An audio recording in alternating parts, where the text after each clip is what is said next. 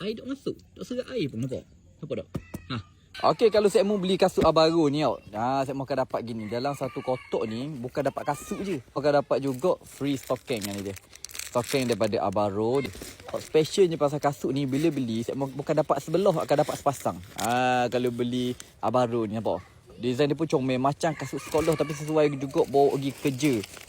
Lepas tu specialnya apa suka pasal kasut ni, insole dia ni padu saya mau. Insole ni dia boleh mengurangkan sakit kaki dan selesa macam cushion tu. Tengok penyek ah. Memang lembut. Ni insole dia memang sedap. Bukan insole biasa-biasa ni dia bagi ni. Dia bagi insole sedap dah. Tapak dia pun molek nampak ni tapak dia. Tapak dia pun molek, tebal pun tebal. Dan sedap kasut dia. Dok keras sangat, sedap pakai. Okey.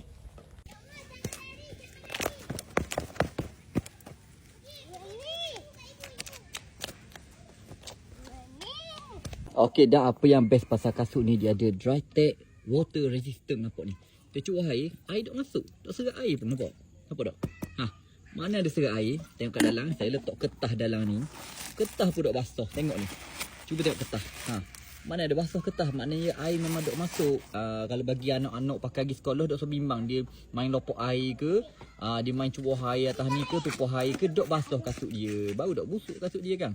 Okey, siapa nak dapatkan kasut ni boleh check dekat Big Kuning lah. Harga tengah murah ni promosi sebab cuti sekolah kan, ada promo.